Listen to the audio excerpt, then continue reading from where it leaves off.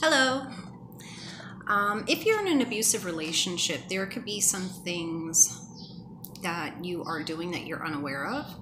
And I wanted to make a video to bring awareness to how we can fall victim to this programming and essentially function outside of the abuse that we are living with, and how it can trickle into our everyday life, our work, our friends, people that we come in contact with that just through day-to-day living.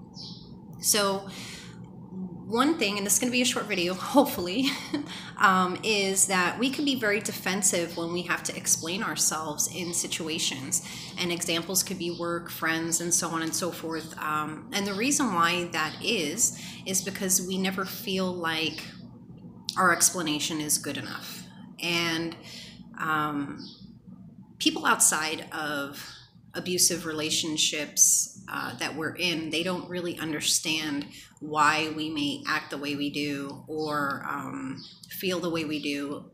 You can be overly sensitive to certain things, which is absolutely normal. I don't want anybody to feel like they're not entitled. Everybody is entitled to how they feel. So another thing is that you could struggle with expressing yourself.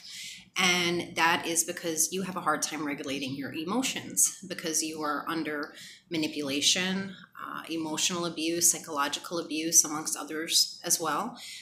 So it's very hard to regulate yourself when you're continuously in a toxic or unhealthy situation.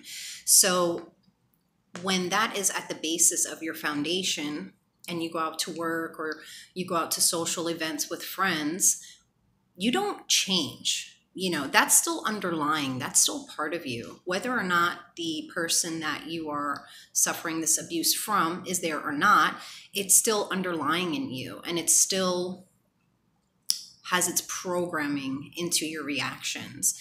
And one of the most important things I wanted to mention is this feeling of being misunderstood. Right? So if we talk about how we could be defensive with people that don't actually deserve that defensiveness from us, we're just kind of reacting from an inner place. If you struggle with expressing yourself, right? These all fall under feeling misunderstood. So when you yourself are misunderstood, you can't even understand why you're doing it. You better believe people are going to be misunderstood. And that's just a natural reaction. It's very important that when you start your healing and you start diving into these things, that you surround yourself with loving people, understanding people, not judgmental people, because you're trying to figure yourself out. And you don't want to fall victim to this false sense of self or an expectation that another person has for you when you're trying to change. So when people become used to you being a certain way, and then all of a sudden you decide to change, you might feel a sense of resistance from them.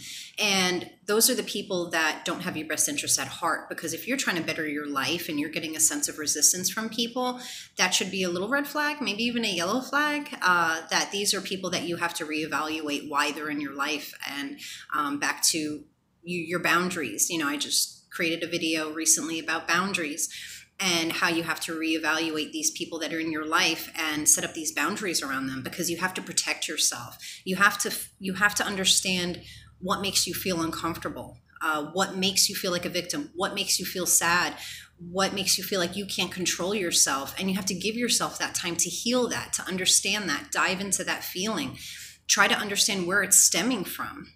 Another thing is remind yourself that you're enough. Even if you're broken inside and trying to understand yourself, don't ever feel like you're not enough, because even when you're working towards becoming a better person, you are enough. You're always enough. Just the act in itself is a wonderful thing. And I commend anybody who watches videos like this video now. If you came to watch my video, hopefully there was something in the title that drew you in, because you are working towards yourself. And I commend you for that. It's such a big step. And I know how hard it is. So if you keep it to yourself and you don't really tell people, and you haven't had the opportunity for someone to tell you, you know what, you're a strong person, you're doing a great job, I'm telling you that now. So if you're listening to my video and you're resonating with what I have to say, I give you a lot of credit. I know how hard it is. I've been through it. I still impress myself with how far I've come, because there were so many times where I felt like I couldn't do it. And we can, okay? Another thing that's important is the minute you feel the need to prove yourself to someone, that's a red flag. You don't. But people are always entitled to their opinion. Everybody's entitled to their opinion. And you have to keep in mind that people's perceptions are based on their life journey. Okay? So your perceptions are based on your life journey. You have perceptions of things that have accumulated over your whole life. So you can't always expect someone to see things from your point of view, because your point of view could have been cultivated over a long period of time through experiences that other people never had. But it doesn't mean that the empathy of the feeling itself can't be relatable. Because when you experience traumatic events, when you are pushed to your limit, that to me is where I found my empathy. Because instead of being a victim and saying, you know, like, why did these things happen to me? You know, what did I do to deserve this? I now look at it like, you know what, I'm thankful that I was able to get myself out of these situations, even though they were hard, they were hurtful. They brought me to the lowest pits of darkness. I was able to come out from that. And coming out from that, I had such a greater appreciation for people in general. People, I don't even have to know you and I'll have empathy for you, because I looked within myself. And you cannot understand someone up to a point that you haven't understood yourself. So that's another thing. And that's why you shouldn't take things personal that other people do, because you have to remind yourself that they're only seeing you through the perception that they saw through themselves. So if they haven't dove into themselves, if they haven't, you know, went through the trenches and really understood why they are the way they are, there's no way they're going to understand why you are the way you are, which is why you, again, have to be your biggest advocate, be your biggest fan, have faith in yourself, love yourself, because you are unique. We're all unique. But there's so much blessings that are within us. Okay, Michelle, stay focused. I put people will have opinions and judgments. Don't get sucked into their opinion. And the reason why I say don't get sucked into it is because when we're in abusive relationships, there is this vicious cycle of having to prove ourselves. And that is what winds up stripping us away of our self-identity without even knowing it. A lot of times when I first started doing research on how to get out of these situations, you know, manipulation, emotional abuse, psychological abuse, so on and so forth, I would see a lot of posts that people would make about, you know, I used to be so independent. You know, I don't know how I allowed this to happen to myself. And a lot of times when people recognize that, they put on like this cloak of victim. And they just kind of sit in it, and they're just kind of like, oh my gosh, I can't believe this happened to me. Why did this happen to me? That's the worst thing to do. Again, you have to feel through your emotions. Don't stay stuck. I just recently had a discussion with one of my friends who, you know, we get to talk about these deep topics, and I love it. But I said to my friend, you know, in understanding other people as far as you understand yourself, comes these pits of darkness. So you can recognize that in another person and say, oh, you know, I understand how that feels. Even though you don't understand their particular circumstances, you can understand what that feeling feels like, what that rabbit hole of despair feels like.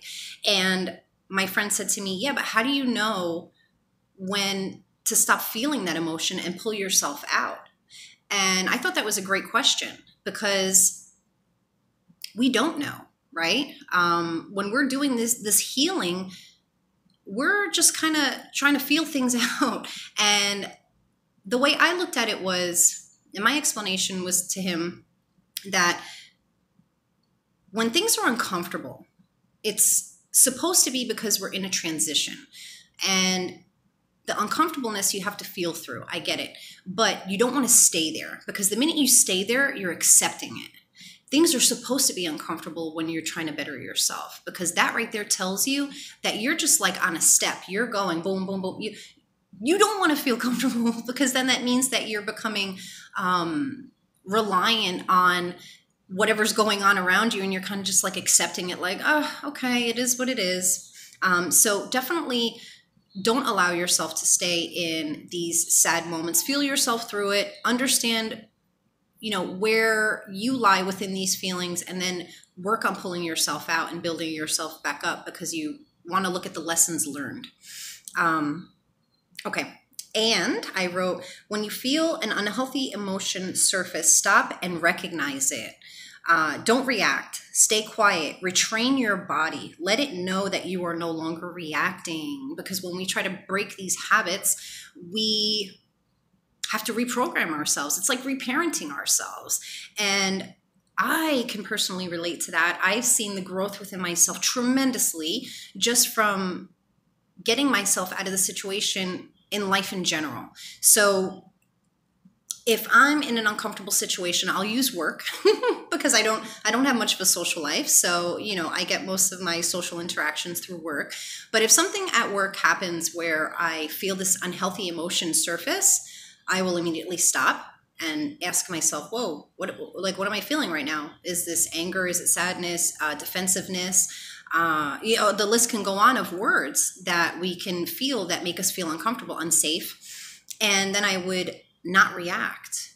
And there has been times where I have told people, right now, I'm just not in a healthy position within myself to react to this. So I would appreciate if we could revisit this at another time when I have more control over what's going on. And that's perfectly fine. You have every right to do that. You do not have to feed into someone's wanting you to react, because I've had that happen as well. Some people thrive on that. That's where they find like their identity, is seeing how they can get a reaction out of another person. And you have every right to say, you know what, right now I don't feel as though I can explain myself to the best of my abilities. So I would appreciate if you just gave me a little bit of time to internalize what happened or what's going on, and we can definitely revisit this conversation. And again, I've had people that don't want that as an answer, and they still push it on, and you just literally remove yourself.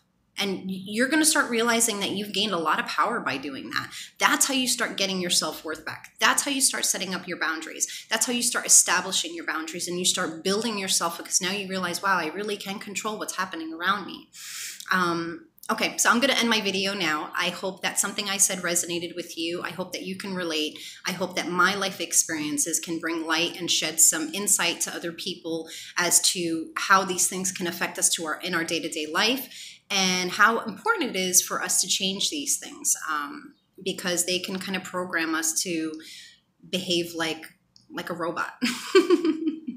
That's a nice way of putting it. But I thank you very much for watching my video. I send you a lot of light and love. I don't have to know you to tell you that I love you unconditionally, and you are strong. If you're watching my video, I give you a lot of credit, because that means that you are making steps to change your life, and that's huge. That's such a big deal. I'm very proud of you. So sending you all my love.